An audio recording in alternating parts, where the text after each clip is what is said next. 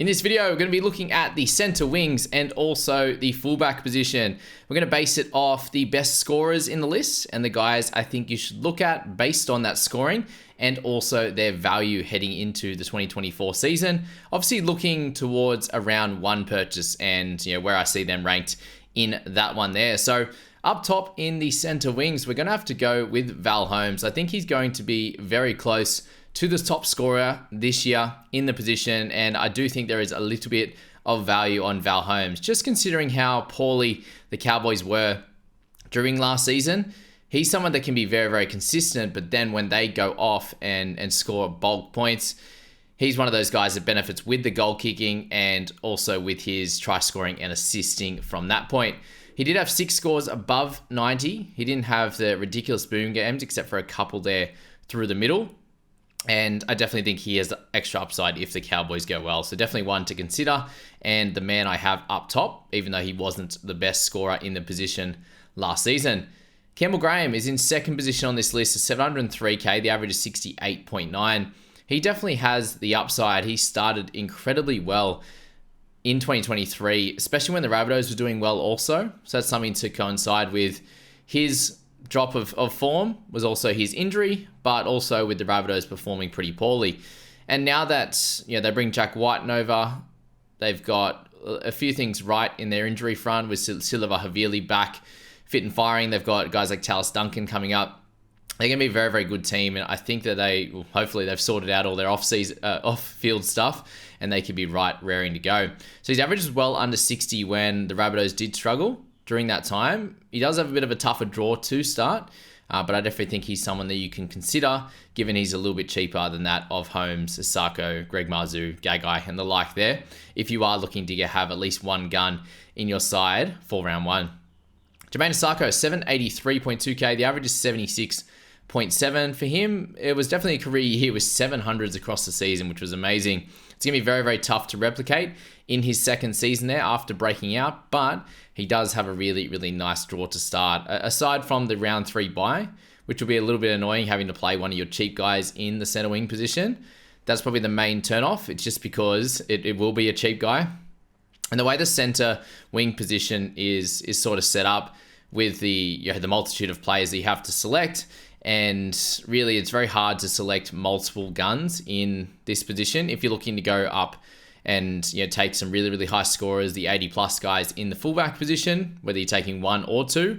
And if you're going for a Nico Hines and also Nathan Cleary halfback double, along with like a Dylan Brown or something like that, then it can be very hard to even get more than the one gun, potentially even get the one gun. So yeah, it's definitely an interesting position that you want to get right, and you want to get those value and the lower tier guys right here as well. So it's probably likely that you do select one, just to have a little bit of starch in the center wing position, one gun that is, and any of these top 5 or 6 could definitely be those type of players.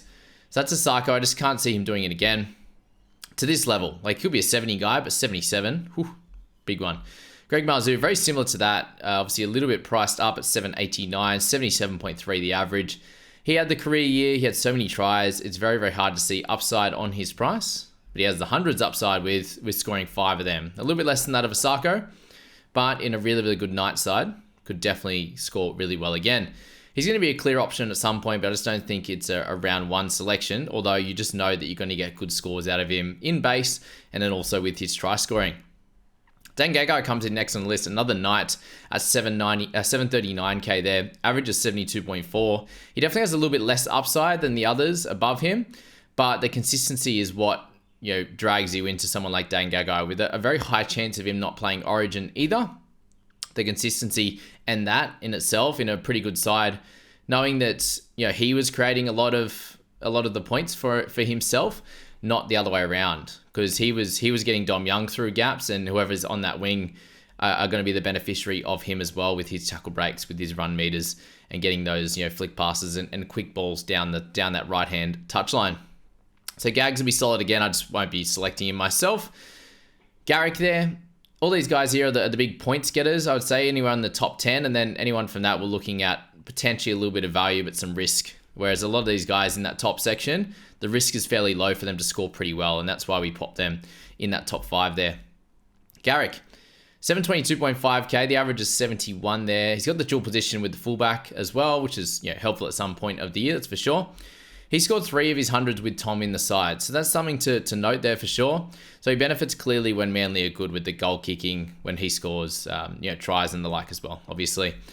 The duels there is good. Likely to be moved to centre, it sounds like. So, he does have a one massive game, the 180, whatever it was in that game, with try assists, with tries in that one.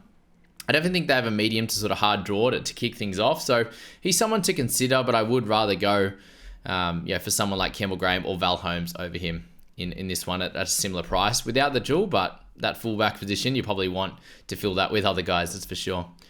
Brian To'o at 720.8k, the average is 70.6. He had a cracking end to 2023, scoring lots of tries and going off with big points. Isaac Tungo played on that right-hand side a little bit, and I definitely think that helped Brian To'o with getting a little bit extra good ball in space. And when Cleary was firing as well, that helps as well, having a really strong side there. And he's definitely going to go on runs. I just don't think it'll be from round one, and he scored obviously really well last year. It's hard to top that for a winger. But we've seen a couple other guys do it, and To'o's done it once before where he's eclipsed this number as well.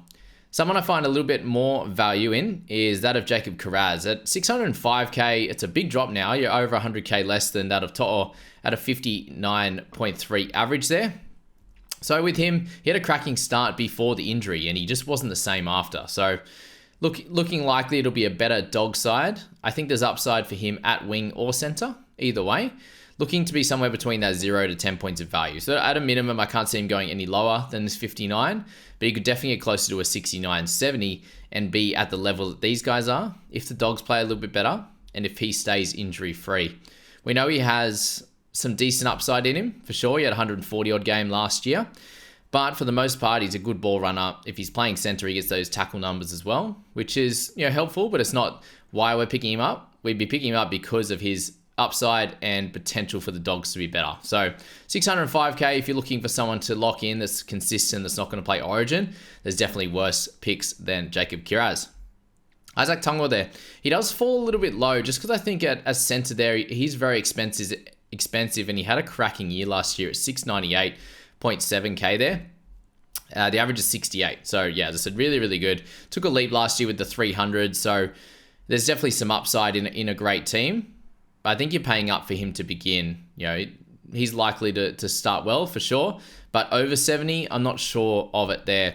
And the beginning of last year, he didn't go incredibly well. And the Panthers have a pretty tough start to their draw. So that's kind of where the worry lies with him going nuts and 75 plus, and probably why I'm pushing you against Tungo on that one. I think To'o on the end of some sweeping plays and the like.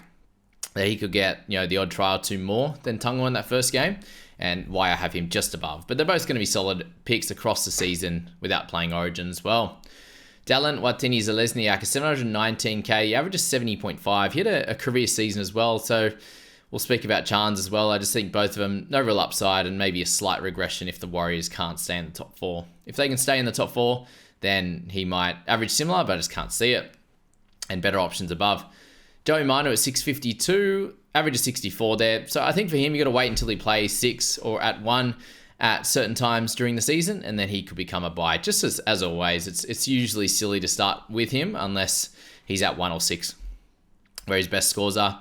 And Roosters seem to start slow, which, can that turn around this year? Stephen Crichton at 649 there, the average is 63.6. So I think for Stephen, you're avoiding him at fullback or centre most likely, but I can see the appeal if he does get that fullback slot and gets his hand on the ball a little bit more. And the Dogs do improve and are fairly solid, somewhere in that mid-tier. I'm just not sure if he gets the same amount of tries though. So he might have to set up a lot more at fullback, and we know that in his 5 games at fullback, he doesn't score incredibly well. It's solid without being amazing. It's definitely not above the current average of 63.6. So moving to a lesser side, it's hard to see him improving on that. Zach Lomax at 13. At the moment, we're not sure on his role. So there's whispers of a switching between wing and fullback role mid-game and during game. So him and Tyrell Sloan potentially doing that. And I do like him as a goal-kicking fullback, given he'll get his hands on the ball more. amount of tries, he didn't score plenty last year, so I think he could score the same, if not set up about the same at fullback, but get more runs in general play, getting those 2 points a run and potential if they can get things to click at the Dragons for him to improve on that. But I definitely think it's a wait and see, and we wanted to see how that looks in trials as well. Ronaldo Mulatalo. We've got 4 guys left in the centre wings there. For him, 627.9k, average 61.5. The whirlwind Ronaldo, I've got him there as, you burned coaches who brought him in for that easier run during round 19, 2021, which he scored 19, 9, and 54. Which included a game against the Tigers there. It was Warriors in the second one and then Manly in the third. So Warriors obviously a better team, but it's one of those things that Ronaldo is fairly consistent for most of the year. Other than round 1, he had a shocker at 9, I think, as well, or whatever he got. But outside of that, he's consistent, but just doesn't have the humongous upside. I think he's very comfortably a 70s and 80s guy for stretches, and then we'll have lower stretches of play as well, but not big into the hundreds like some others at that price too at 627. Joseph Suaalii, average of 59, 605k. Just don't like him at centre. He obviously didn't score very well there. Plenty of interest if he plays wing. He did kick goals as well at the time, which is likely that Walker gets that back. And if the Roosters are doing well, awesome, then he could score 60 plus at wing. But I think you have to wait for that news to come out. It's likely he's at centre though, with Dom Young being on the wing.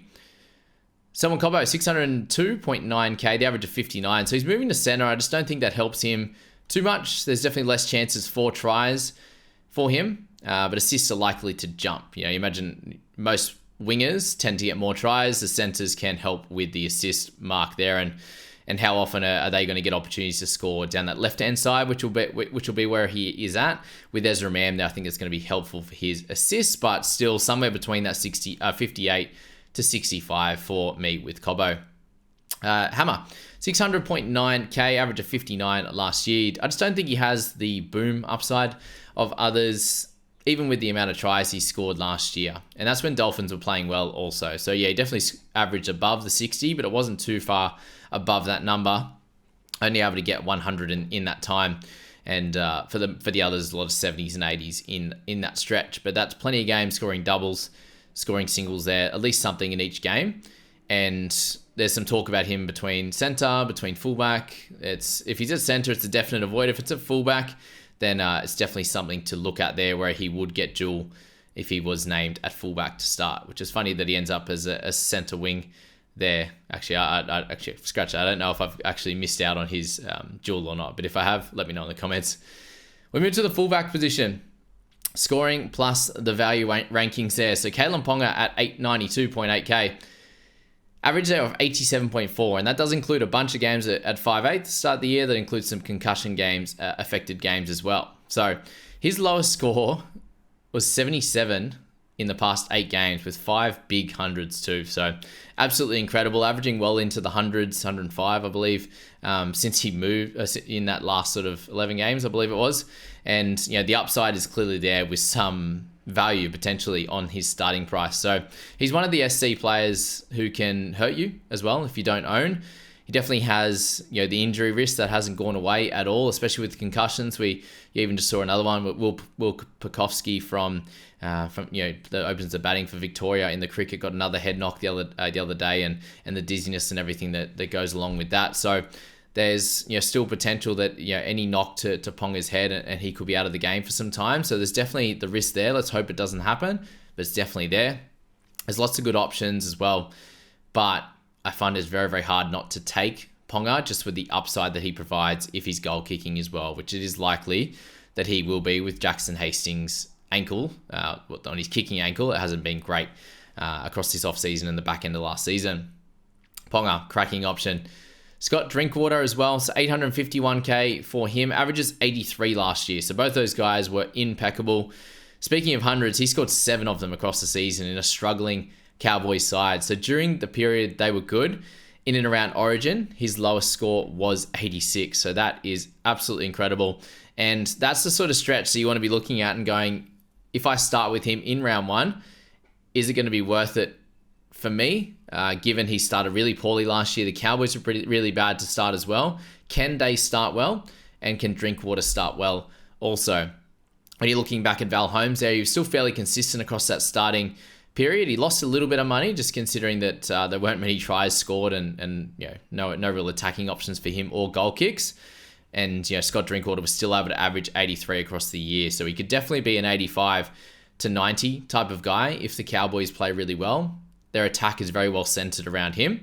The no goal kicking hurts though compared to that of Ponga or Latrell underneath. But he's definitely going to do a good job this year as well.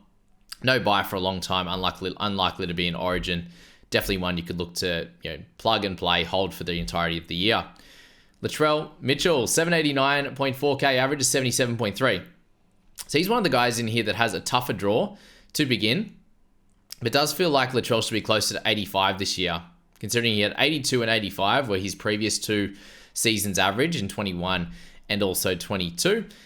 Looking for the Bunnies to bounce back, for one, is going to be helpful. This is actually the first preseason in 3 years that he's had a decent full preseason.